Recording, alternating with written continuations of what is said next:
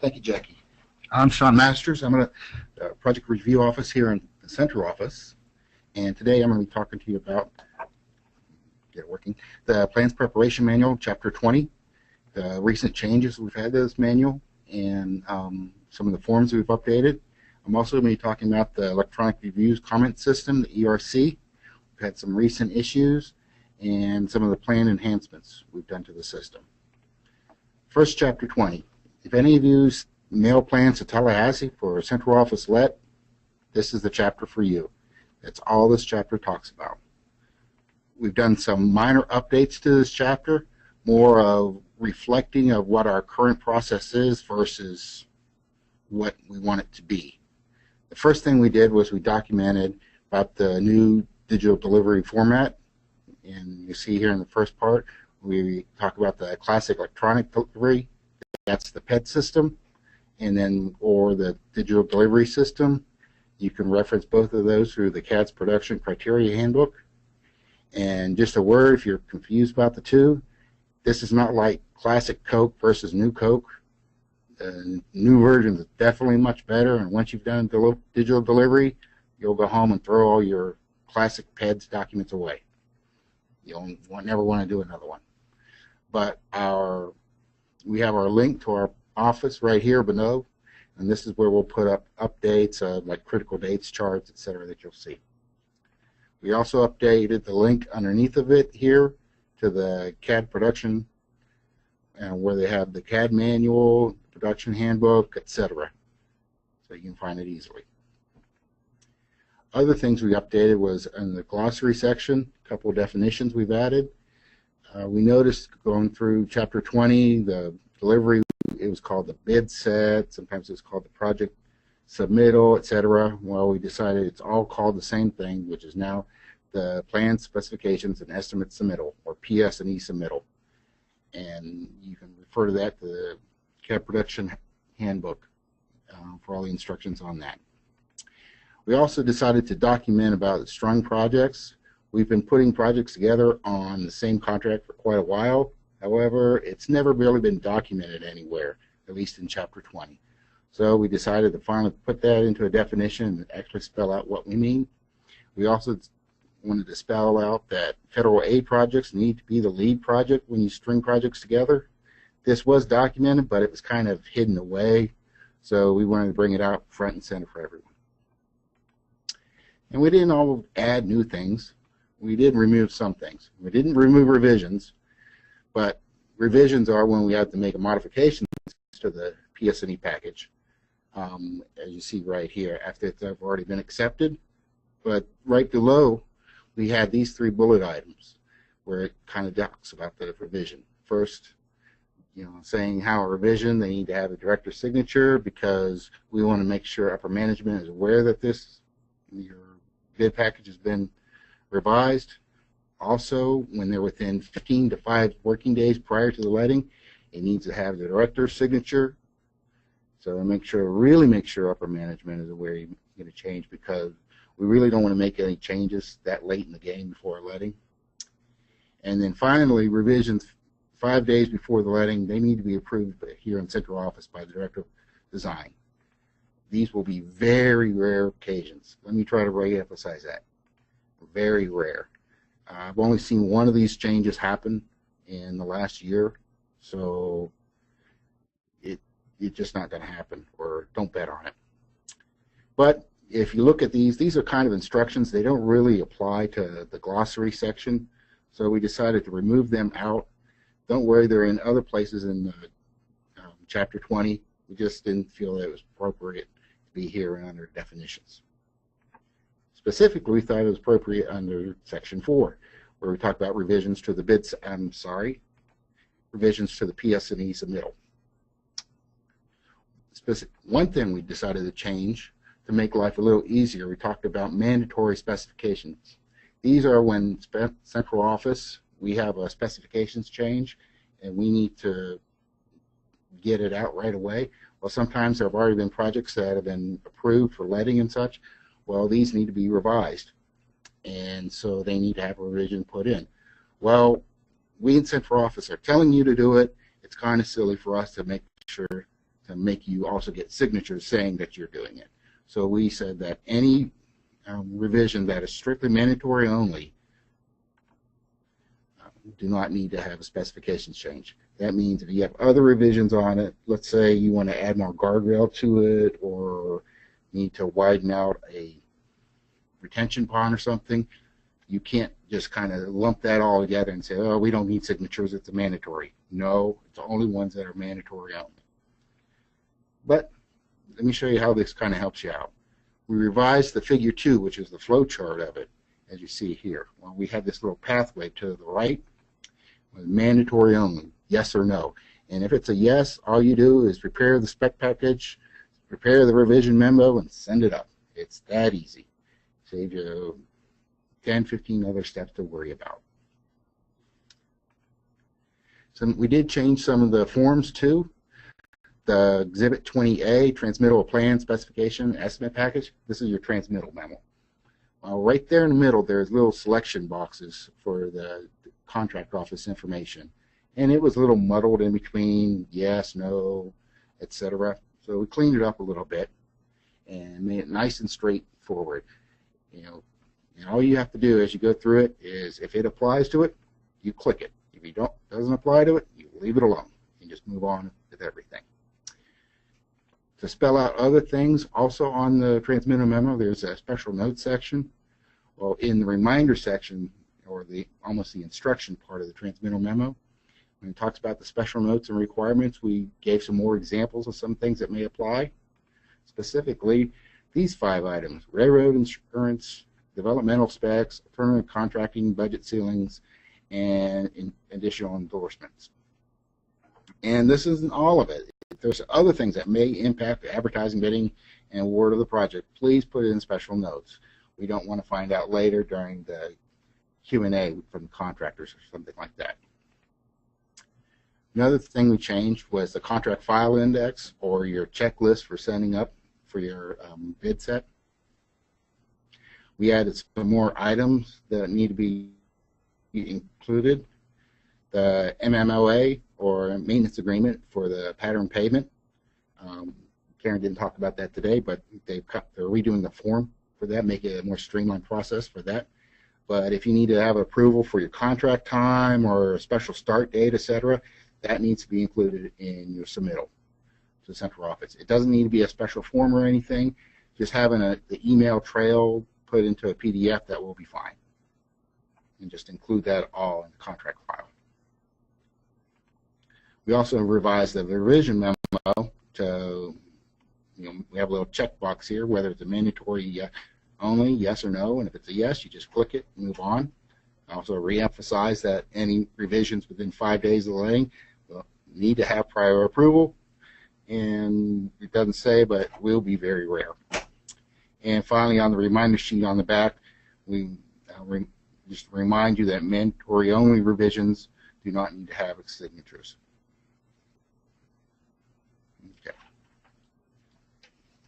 Moving right along to the ERC system. Just a couple little ERC facts.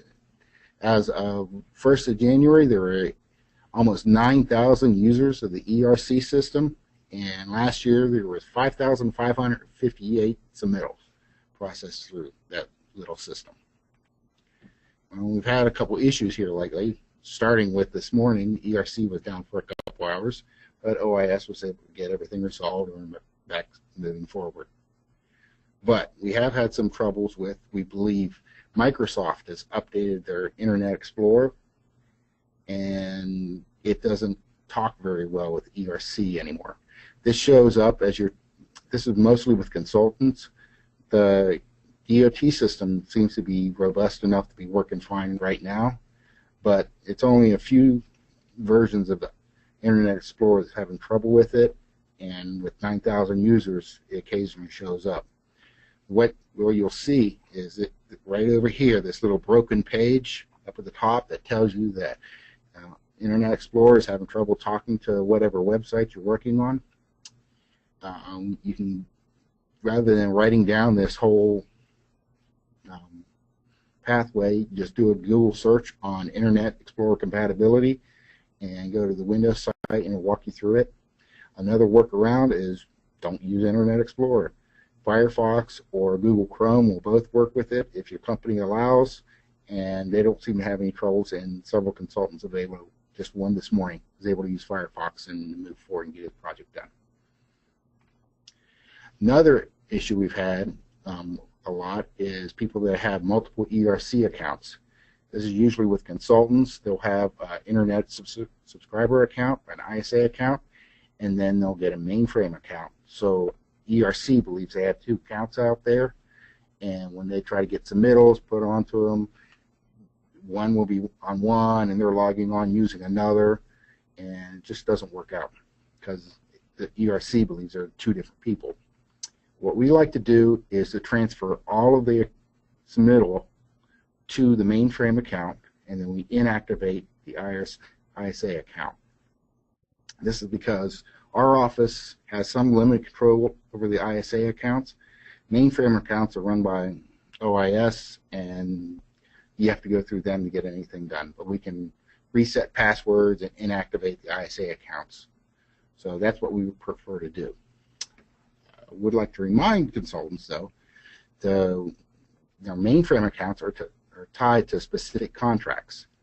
Let's say you're a consultant working on a District 4 contract for the next 2 years. Well, after a year, your company gets a contract with District 6, and you just keep working away.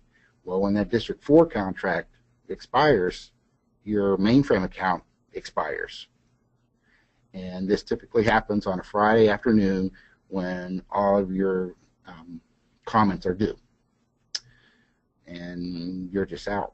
Well, we have a couple workarounds that we've done a few times that this has happened, but I always recommend to consultants that whenever your company gets a new contract, make sure that project manager for that contract updates the mainframe access, and that will keep moving that closeout date further and further down the road. ERC doesn't care if you're working on District 4 or District 6 or whatever contract. You work on them both. But just make sure you keep pushing that date out, and you won't have any troubles. To give you a better experience with the ERC, we have the manual, which is on the Project Review website here. As you can see right down here, we have a link to the ERC manual. That's the pathway to the site. You can also access the ERC system right above it, just to help you out there. Some enhancements we've done lately is a system timeout. After 30 minutes of inactivity in ERC, it will log the users out. This will make the ERC system faster. We're all familiar with traffic and traffic congestion. Well, with almost 9,000 users on it, it sometimes backs up. That may have happened what happened this morning. So the system will log you out after 30 minutes of not doing it. This isn't just 30 minutes of logging. You don't have to do anything. What happens is you'll get this dialog box that comes up, inactivity, and it counts down your time right here. And once that time gets to 0, you get logged out. You can log back in immediately, but or you can just come over here and click this OK, and it resets your clock for 30 minutes. Some of the things we want to try to do with the ERC system, we want to try to get better functionality for design build contracts. Right now, the ERC is designed for design bid build contracts, where the reviewers are on one side of the table and the designers are on the other side of the table, and they kind of pass items back and forth. On design build projects, everybody's on the same side of the table. It will work for design build. It's just there's a few quirky things that we want to try to get more streamlined with it, and we have a request into OIS to get this developed. Another part of that request to get developed is for information only comments. Sometimes you as a reviewer want to just type in something you want to tell the designer, like there's a Walmart coming, down the road here, or we've always had issues with drainage in this area, etc. As it stands right now, the designer has to go in and just say okay or acknowledge each one of those comments, and then it'd be nice if we could just give a little flag where they can just look at it and go, okay, fine, and don't have to worry about it and move on. And that's our goal to have it here. Now we have a bonus section here talking about design builds and phase reviews. Last week there was a design build workshop in Orlando. Alan Autry gave a quick presentation where he talked about a new design bulletin that came out last March. And in this design bulletin, it identified specific comments how you should and should not comment on them, specifically contract violations and comments not related to contract violations. And it lays it all out there.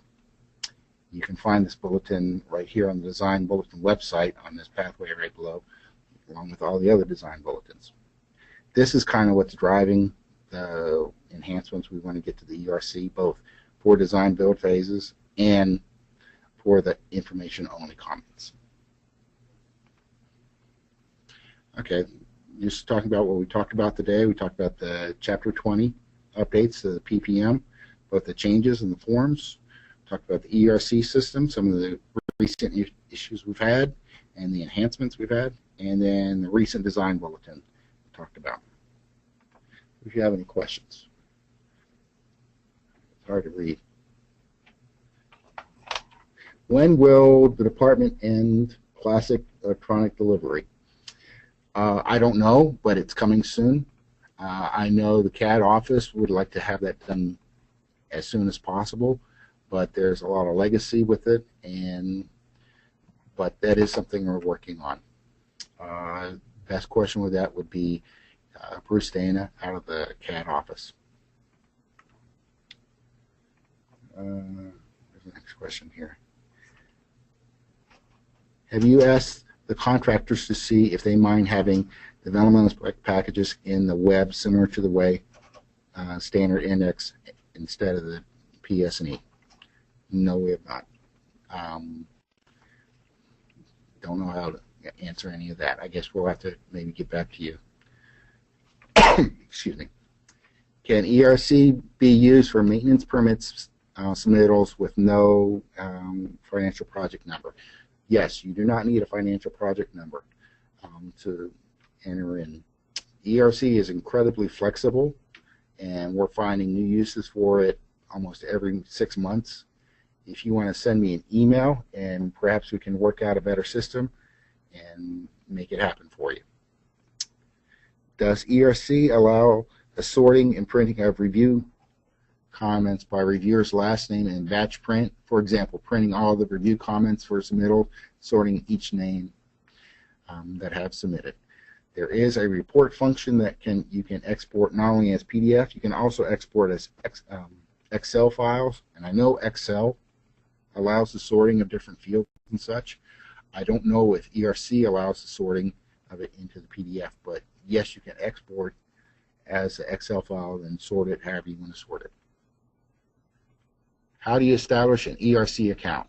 You go to the ERC page and you click on go to the ERC, and it says if you do not have an account, click here and you go to the Internet subscription account and you sign up right there.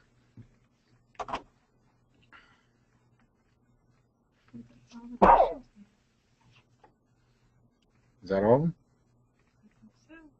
Okay. Thank you very much, Jackie.